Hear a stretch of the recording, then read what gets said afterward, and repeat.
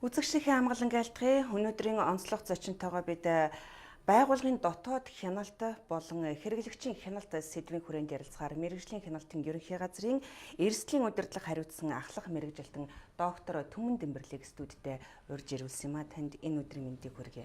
За баярлалаа. Бас та бүхэнд энэ өдрийн мэндийг хүргэе. Бидний урилгыг хүлээж авч ирсэнд баярлалаа. Эхлээд хоёлаа байгууллагын дотоод хяналт гэж жоох юм юу вэ? Яагаад хэрэгжүүлэх шаардлагатай юм бэ гэсэн асуултаар ярилцлага эхэлэх үү. За тэгээ. За тэр манай мэргэжлийн хяналтын ерөнхий газар бол одоо үйлдвэрлэл үйлчилгээнээс үүсч болох одоо сөрөг нөлөөлөл эрслээс урьдчилан сэргийлэх эмчиг үүрэгтэй байгууллага ялангуяа олон нийтийн болон одоо хүний амнаас эрүүл мэнд хүрээлэн байгаа орчныг одоо бохирдох гэдэг юм уу, энэ эрслээс урьдчилан сэргийлэх юм аюулгүй байдлыг хангуулах чиг үүрэгтэй байгууллага байгаа. За манай байгууллагын одоо 2018 оны хяналтын мэдээнээс үзэхээр одоо бид нар нийт илэрсэн зөрчлийн 20% арилгуулсан байна. За дээрэс нь 21,400 одоо хяналтын хуудасуудаар ингээд 12,000 орчим байгууллага дээр шалгалт хийхдээ бол 65%-ийнх нь эрсдлийн одоо их дунд гэсэн ангиллыг бол бууруулж бага эрсдэлээр оруулж одоо чадсан байна. За гэхдээ бол ганц манай мэргэжлийн хяналтын байгууллага бол энэ одоо үүсэт байгаа хордлого халдвар осол эмдэглэлийг бол бууруулахад ганцаараа манай байгууллага ажиллаад бол одоо эрслэг удирдах чадахгүй байгаа. За ийм учраас бид нар энэ аж ахуйн нэгж байгууллага болгон өөрийнхөө үйлдвэрлэж байгаа одоо бүтээгдэхүүнийхээ чанар аюулгүй байдлыг хариуцах одоо чиг үүргийнхээ дагуу одоо дотоод хяналтаа сайн хэрэгжүүлээд ажиллах юм бол бас энэ хууль тогтоомжч мөрдөгдөн дээрээс нь аюулгүй байдал бол сайжрах юм аа. Бас гуравдагч бол бас хэрэглэгч бас худалдан авч байгаа бараа бүтээгдэхүүн ажил үйлчилгээнийхээ одоо аюул эрсдэлтийн хэсгийг нь бас хянах юм чадвартай байх ёстой маа гэсэн нэг ийм одоо шаардлага үүднээс бид нар дотоод хяналт гэдэг юмыг сүүлийн үед нэлээд хүчтэй тавьж шалгаж зөвлөж ирж байна. Та сая 65% хүртэл ингэж бага дунд гэсэн түвшинд хүргэж чадлаа гэдэг ярьлаа л да. Манайд аж ахуйн нэгж байгууллагуудын дотоод хяналт ер нь ямар түвшинд байх шиг байх юм? За бид нар 2018 оныхоо хяналталт хийсэн мэдээлэлээр одоо дүн шинжилгээ хийж үзлээ. За ингээд бол 2018 онд шалгалтанд хамрагдсан одоо 17,000 орчим байгууллагын 15,900 буюу 92.8% нь одоо дотоод хяналтын чиглэлээр манай хяналтын хуудасны асуумжуудаар бол зөрчилтэй гэж илэрээд байгаа. За яг уу манай байгууллагаас 2014 оноос л одоо хяналт хийж байгаа хяналтын хуудасныхаа асуултууд дотор дотоод хяналтын ажилтнтай юу, за ажилтан байх ёстой шүү, за дотоод хяналтын төлөвлөгөөтэй байх ёстой, журамтай байх ёстой гэдэг асуултуудыг оруулаад өнөөдрийн байдалд ингээд сүүлийн 4-5 жилд харахад бол яг энэ тавьсан шаардлагууд бол нэлээд хэрэгжээд 70-80% хэрэгжилттэй болсон байна. За тэгсэн чинь яг одоо энэ жилээс эхлээд ямар зөрчлүүд нэлээд төгөөмөл байна гэхээр яг хяналталтаа яаж хийхээ дотоод хяналтын ажилтнууд маань мэддэггүй. Тийм учраас дотоод хяналтын ажил нь тодорхой арга аргачлалгүйгээр за тэгээд нэг үр дүнгүй иймэрхүү байдалтай байна. За тийм учраас манай байгууллага бол энэ жилийн дотоод хяналтыг яаж хэрэгжүүлэх үү гэдэг нэг юм арга зам чиглэлийн сургалтуудыг бас төлөвлөөд одоо үн төлбөргүй явуулж байна. За мөн дотоод эрсдлийн үнэлгээ хийх, дотоод хяналтаа ашиглах хяналтын хуудас шалгууруудыг үн төлбөргүй манайх вебсайт дээр байршуулдаг. Гэвч одоо энэ үнэлэх арга аргачлалаа мэдгүй байгаагаас буруу үнэлээд байгаа учраас бид нар бас нэг ажлыг зохион байгуулсан. За энэ нь бол одоо тэр аж ахуйн нэгж байгууллага манай байцаагчийн хийсэн хяналтын мэдээлэл, эрсдлийн үнэлгээ одоо хяналталтаар илэрсэн зөрчлүүдийг үн төлбөргүйгээр тэр байгууллагынхаа вебсайтаар дамжуулж авах юм нөхцөлийг хүртэл бид нар бүрдүүлсэн байж байна. Яг та сая хэллээ л дээ. Бизнесийн салбарынхаа ялангуяа яагаад энэ дотоод хяналтыг хэрэгжүүлэхгүй, хууль тогтоомжийг хэрэгжүүлэхгүй байгаад энд ямар учир шалтгаан байна? За тэгэхээр энэ бизнесийн байгууллагууд яагаад энэ хууль тогтоомжийг хэрэгжүүлэхгүй дотоод хяналтаа мөрдөж ажиллаж чадахгүй байгаад байна вэ гэдэг дээр бид нар бас нэг танал судалгаа хийсэн. Өмнө Говь аймаг, Орхон Булган аймагуд дээр хийлээ нэг 230 орчим бизнесүүдтэй уулзаж ярилцлаа. За тэгэхэд бол энэ бизнес эрхлэгч нар юу ч хэлж байгаа нөхөр 23% нь болохоор бид нар ямар хууль дүрм журам байгааг нь ерөөсөө огт мэддэггүй гэж байгаа. Одоо өөрөөхөө үйл бага хувь биш тий. Тийм. Тэгэхээр энэ бол одоо манай үндэсний хэмжээнд хууль дүрм журам зохицуулалтуудыг гаргадаг байгууллагууд, судалчилдаг байгууллагуудын үйл ажиллагаа өшөө бас ил тод нээлттэй байхыг шаардаж байна гэсэн үг. За нөгөө 40 орчим хувь нь болохоор бид нар одоо үйлдвэрлэл үйлчлэгээ эрхлэхэд ямар хууль дүрм журам байгаа гэдгийг мэддэг. Мэддэг боловч яг яаж хэрэгжүүлэх арга замаа бас ойлгохгүй маа. Тийм учраас биднэрт яаж хэрэгжүүлэх талаарх бас зөвлөмжүүд хэрэгтэй байна гэдгийг 44% нь хэлж байна. Гэтэл 20% нь бас юу хэлж байна гэхээр энэ бидний мөрдөд ажиллаад байгаа дүрм журам стандартууд маань өөрөө зарим нь хуйжирсан байна. Зохицуулалт нь одоо бас зохицуулалт шаардлага хангахгүй нийцэхгүй байна. Тийм учраас энэ дүрм журам стандартуудаа бас шинжлэх шаардлагатай байна гэдэг ийм одоо зүйлүүдийг бизнесүүд хэлж байна. Яг энийг тэгвэл хангаж нийцүүлэхийн тулд мэргэжлийн хяналтын ерөнхий газраас ямар үйл ажиллагаа явуулах шаардлагатай байна? Ямар үйл ажиллагаа явуулж байна өнөөдрийн байдлаар? За, манай мэргэжлийн хяналтын ерөнхий газар энэ 2019 онд хамтын хяналтыг одоо төлөвшүүлэх гэдэг нэг зорилт тавиад ажиллаж байгаа. За, энэ хамтын хяналт гэдэг нь болохоор одоо энэ үүсэт байгаа хордлого халдварт өвчин осол одоо аваарыг бууруулахын тулд мэргэжлийн хяналтаас гадна байгууллагын дотоод хяналт одоо хүчтэй байх хэрэгтэй. За энэ дээр бид нар тэр одоо гол хэрэгжихгүй байгаа шалтгаан нь бол арга зүй яаж дотоод хяналтыг хэрэгжүүлж үр дүнтэй болохын гэдэг арга зүйн мэдгүй байгаа тал дээр нь ер нь нэлээд дэмжлэг үзүүлэе гэж одоо төлөвлөсөн. За гурав дахь нь бол хэрэглэгчийн хяналт. Тэр хэрэглэгч өөрөө мөнгөөрөө одоо ингээд хоол хүнс бараа бүтээгдэхүүн ажил үйлчлэг худалдаж авч байгаа. Гэхдээ одоо тэр хэрэглэгч шаардлага хангасан, аюулгүй байдлын шаардлага хангасан байна уугүй гэдэг мэдлэг чадвар бас байхгүй байна. Тэгэхээр энэ хэрэглэгчийн соён гэгэрүүлэх шаардлагатай байна гэдэг ийм ажлуудыг бид нар төлөвлөсөн. За эхний ээлжинд бид нар 30 одоо бизнес эрхлэгчийг сонгоод дотоод хяналтын соёл нэвтрүүлсэн жишг байгууллагаар одоо бэлтгэх гээд ингээд төлөвлөнд оролцсон байгаа.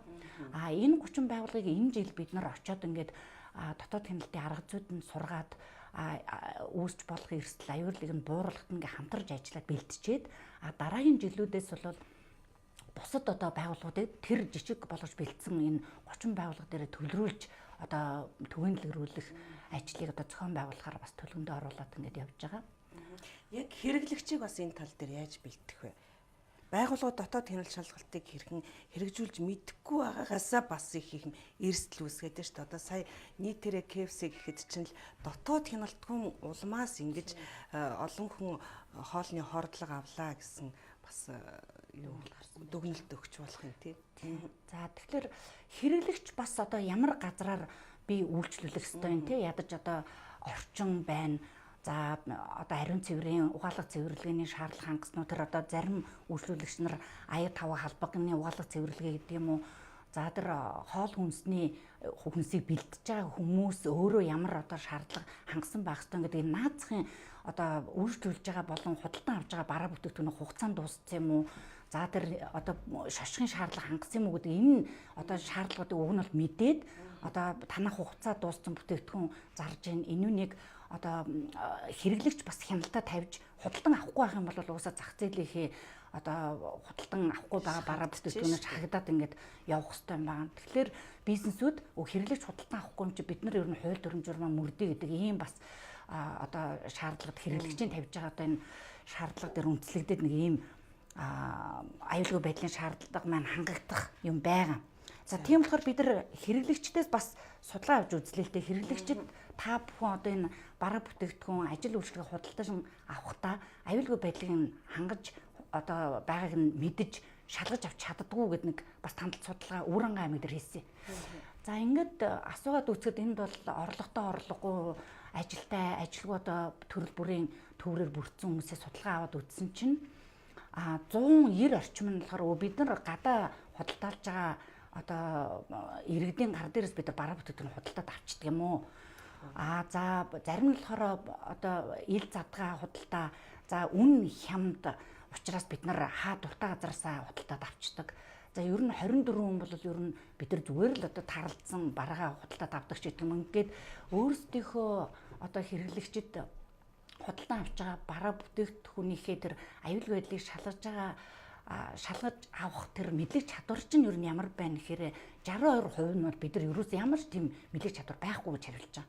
Тэгэд эндээс бид нар дүгнэж үзэхээр ер нь энэ хэрэглэгчийн тэр хэрэглээний соёл, хэрэглэх мэдлэг чадвар ч гэсэн бас их сул байгаад байгаа. Тэгээд тэр одоо ямар шаардлагыг хангасан газар үйлчлүүлэх ёстой юм, одоо ямар одоо бараа бүтээгдэхүүн дээр ямар шаардлага тавьдгийг тэр стандарт бол байгаа шүү дээ. Тийм байна. Тэгэхээр тэрнийг хэрэглэгчид ерөөсөө мэддэггүй учраас энэ чиглэлээр бас хэрэглэгч рүү чиглэсэн сэрэмжлүүлгүүд сурталчилгааны ажлуудыг бас нэлээд хийхээр ингээд төлөвлөөд явж байна. Ерөөсөө хүнсний хэрэглэн дээр ингэж ярьж байна л да. Эний хажуугаар бас одоо хийм цэвэрлэгээ ч юм уу тий одоо шүдний эмнэлгүүд ч юм уу энэ бас яг энд хамрагдсан шүү дээ дотоод хяналтууд хамрагдана. Одоо ялангуяа маа дээр өсчин гоо сайхны газруудаар үйлчлүүлж байгаа тэр хүнсний бус бараанаас бас их ирж байна тий. За бид нар бас гадны зөвлөгтэй хамт ингээд хүнсний бус бараа, хүн хэрэглээний бараа, гоо сайхны бараанаас ямар эрсдэл үүсэж байна гэж бас судалгаа хийж үзлээ л дээ. Тэгээд ингээд эмнэлгүүдээр очиод ингээд үзэхэд л бол ерөөсөө манай худалдан авж байгаа одоо үйлчлүүлэгч хэрэглэгчид маань аюулгүй байдал гэдэг талаар ерөөсөө бодохгүй байгаа. Ерөөсөө л үн хямдхан байвал аль гарал улсын одоо гэдэг тэр одоо ядаж нэг энэ улсын бараа шүү, энэ үйлдвэрийг шүү гэдэг тэрийг нь харчаад худалдаж авах хэрэгтэй байдаг наацхан шаардлага. Гэтэл гарал үүслийн улс бичигдээгүй, үйлдвэрлэгчийн нэр бичигдээгүй ийм одоо хугацаанд дууссан ч гэдэг юм уу ийм одоо бараа бүтээгдэхүүнийг худалдаж авснаасаа болоод маш олон хүмүүсийн арьсны эмнэлэг дээр одоо өснө халзарцсан, за нүүрний одоо арьс дээр нь одоо янз бүрийн одоо төлөгдөх гэдэг юм уу туурд үүссэн гэх ийм одоо байна. Тэгэхээр энэ хүнс гэлбүү хүнсний бус бараа. За дээрэс нь бас барилга байгууламжууд ихээр одоо худалдаалагдаж байна. Тэгэхээр манай бас хэрэглэгчийн тэр хяналтын хуудсууд байдаг. Тэгэхээр энэ хяналтын хуудс дээр бол барилга худалдаж авахдаа одоо бас ямар шаардлагыг одоо хангасан байх ёстой вэ гэдэг тэр наацхийн хэрэглэгч өөрөө нэг хянаад үзчихээр ан цав гарч уу ч гэдэг юм уу дээврээс ус туссан шинж тэмдэг байна уу ч гэдэг юм уу нэг иймэрхүү хэрэглэгчд зориулсан бас ийм одоо сэрэмжлүүлгийн шаардлагуудаас бүрдсэн тийм одоо бас зөвлөгөөжүүд хяналтын хуудсуудыг бас бид нар бэлдсэн байж байгаа. Байгууллагын дотоод хяналтынханд одоо ялангуяа байгууллагт ажиллаж байгаа тэр хүмүүс хэрэглэгчдэд одоо чихэнд нь хоногштол байнга энэ шүү гэж хэлэх наад захын зөвлөгөөнүүд гэвэл та одоо чихэнд нь хоногшиж бүр тархинд нь суутал. За хамгийн гол зүйл бол ер нь за манай байгууллагаас одоо бас нэг журам гаргасан байгаа юм л да. За тэр журам нь юу юм гэхээр аж ахуйн нэгж байгууллагууд үйлчлүүлж байгаа хэрэглэж үйлчлүүлэгчдээ орж ирэхэд нь одоо санал сэтгэлдлийг нь судалж байх нэг юм журам гаргасан. Тэр журам дээр юу гэж заасан бэ гэхээр одоо үйлчлүүлэгч хэрэглэгчдээсээ өөрийнхөө одоо худалдаалж байгаа бараа бүтээгдэхүүн буюу үйлчлэгнийхээ одоо аюулгүй байдлыг өмнөлөх цаашид юу сайжруулах шаардлагатай энэ тэр тавьж байгаа шаардлагуудыг танилцуулаад энэ шаардлагыг хангасан эсхийг нь дотоод хяналтын ажилтнууд нь ингээд тэр хэрэглэгч үйлчлүүлэгчээр бөглүүлээд тэгээ шаардлага хангаагүйгээр тэр дотоод хяналтын ажилтан одоо өөрийнхөө үйлдвэрлэл үржилгээ сайжруулах ажлыг уг нь бол өдөр тутам хийж их хэр ингээд менежер маяг юм байна шүү. Тэгээд хэрэглэгч нарт одоо бас үйл ажиллагаа сурталчилж одоо нэг удаагийн одоо ийм одоо багаж хэрэгслийг ашиглаж гин шүү гэдэг юм уу энийг өдөр тутам хэлж явах хэрэгтэй. Мөн ийм гарал үүслийн улсын ийм бараа бүтээгдэхүүний хугацаа нь одоо ингээд дуусаагүй байна ч гэдэг юм уу те ийм наацхийн зүйлүүд ингээд тайлбарлаад үйлчлэгээ үйлдвэрлэлийн ажлыг бас хийж явах хэрэгтэй. Худалдаалахдаа ч гэсэн бас энийг сурталчилж явах хэрэгтэй. Гэтэл энэ одоо бас чиглэлийн ажлууд хийгдэхгүй манай энэ журмыг бас тэр хэрэглэгчнээс зориулсан хяналтын хуудсуудыг бас хэрэглэхгүй байгаад байгаа нэг ийм одоо бас зөрчил дутагдлууд илрээд байдаг. Та яг тэр хяналтын хуудас гэж яриад байна л да. Хэрэглэгчдэд зориулсан хяналтын хуудас. Энэ хяналтын хуудас ямар үүрэг ролтой хяналтын хуудас вэ? Ер нь үр дүн гарч ийн вэ энэ хяналтын хуудасыг хэрэглэгчдэд өгснөөр? За манайх нэг хоёр төрлийн одоо багц хяналтын хуудсуудыг боловсруулж ашигладаг юм байна. Нэг нь болохоор улсын байцаагч тухайн үйлдвэрлэл үйлчилгээг очиж шалгалт хийж зөвлөгөө өгтөө улсын байцаагчийн хяналтын хуудсыг ашигладаг. За энэ нь бол 266 одоо чиглэл салбараар боловсруулсан хяналтын утас байна. Хоол үйлдвэрлэлийн газар, худалдааных, эмнэлгийх, уулуур хайх гэдэг юм бүх чиглэлд зориулсан 266 хяналтын утас байна. За гэтэл энэ хяналтын утасаас гадна одоо хэрэглэгчид ашиглах хяналтын утас гэж байдаг. Энэ бол 14 одоо төрлийн хяналтын утас байна. За хоолны газараар үйлчлүүлэхдээ хэрэглэгч одоо наадзахын ямар шаардлагуудыг хангасан байгааг нь хянаж үзээ тэр газруудыг сонгож үйлчлүүлэх боломжийг нь одоо бүрдүүлсэн юм хяналтын утас байна.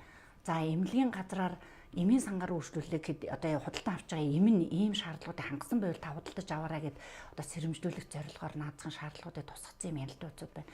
Ийм 14 хяналтын утас байгаа.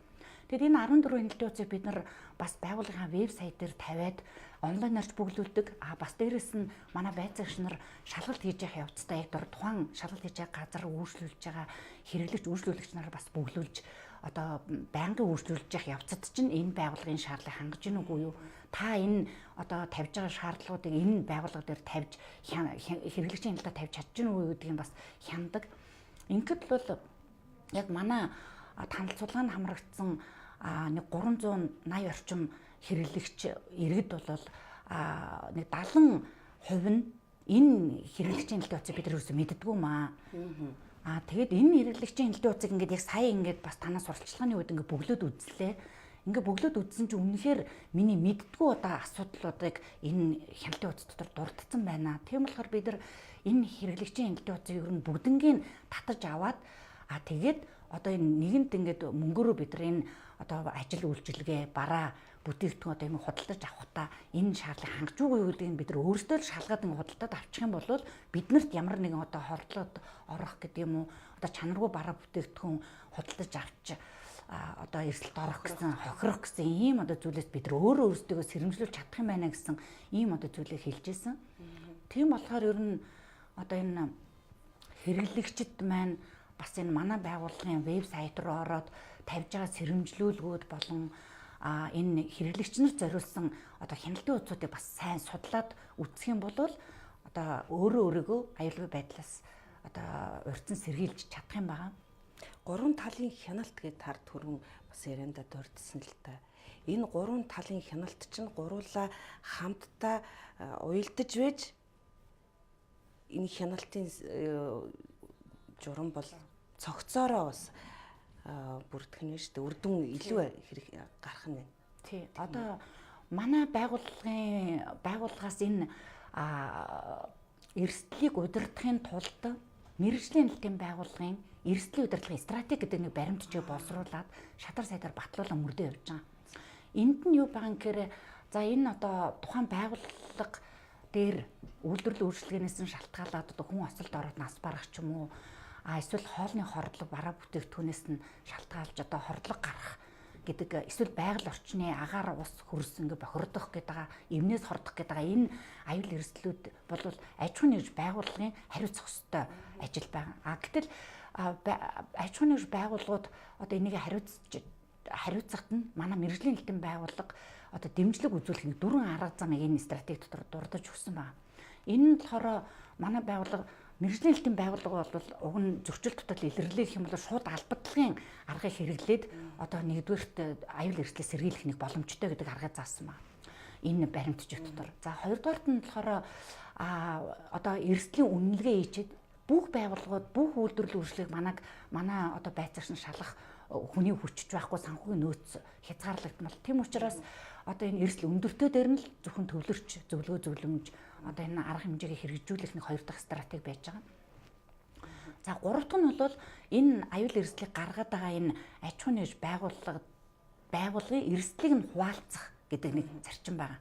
Энэ нь болохоор энэ аж ахуйн нэгж байгууллага дээр одоо яг ямар хууль дүрм журам дутагдаад байгаа, ямар хууль дүрм журам хэрэгжүүлж чадахгүй байгаа гэдэг шалтгааныг нь судлаад тэрэн дээр нь очиж одоо тэр зөвлөгөө зөвлөмж өгөх, сургалтууд зохион байгуулах. За одоо энэ бас хэвлэл мэдээлэлээр бид нар ингээд сэрэмжлүүлгийн ажил хийгээд байгаа ч гэсэн бас эрсдлийг нь хуваалцах ажлыг бас бид нар стратеги баримтлаад ингээд ажиллаад явж байна гэсэн үг. Тийм болохоор энэ эрсдлийг нь хуваалцахын тулд бизнесүүдтэй бид нар хамтарч ажиллана, дотоод хяналтыг нь төлөвшүүлэхэд нь зөвлөгөө зөвлөмж өгнө. Тэрээс биш мэргэжлийн хяналтын байгууллага дан ганц очиод хаагаал зогсоогоолох юм бол ерөөс үр дүнд хүрэхгүй байгаа. Тэгэхээр бизнес өөрөөсөө ухамсарлаад өөрөөсөө байгууллагынхаа дотоод хяналтын соёл, тогтолцоо, системээ дотоодоо бүрдүүлээд хуулийг сайн дураараа сахин мөрдөд байх юм бол өөрийнх нь бизнесийн одоо үр ашиг орлогоч нэмэгдэн, дээрэс нь одоо олон нийт ч гэсэн тэр байгууллагын одоо бараа бүтээгдэхүүний худалдан авах юм сонирхол нэмэгдээд ирж байгаа. Гэхдээ сүүлийн үеийн ингээд бизнесүүдтэй уулзаад явж байхад бол бизнес эрхлэгчид маань одоо хуулийг бид нар аягүй сайн сахин мөрдмөр байна. Хууль дүрм журмынхаа дагуу явмаар байна. Тэгэхээр яаж одоо явах уу зөвлөгөө өгөөч. Бид нар нэг шинэ бизнес эхлэмээр байна. Эсвэл өшөө өргөжүүлмээр байна. Ийм зүйл дээр дутагдaltaй байна. Энэ дээр зөвлөгөө өгөөч гэж ханддаг нь бол манай дээр аягүй их одоо нэмэгдсэн байж байгаа. Зөвлөх үйлчилгээ өгөөч гэдэг. Тэгэхээр энэ бол манай байгууллага дан ганц одоо нэг албадлын арга хэрэглэх биш, нэг зөвлөгөө өгдөг учраас бусад одоо бизнесийн байгууллагууд манаар аягүй хандаж зөвлөгөө авъя гэдэг ийм одоо хүсэлтэй болсон байна.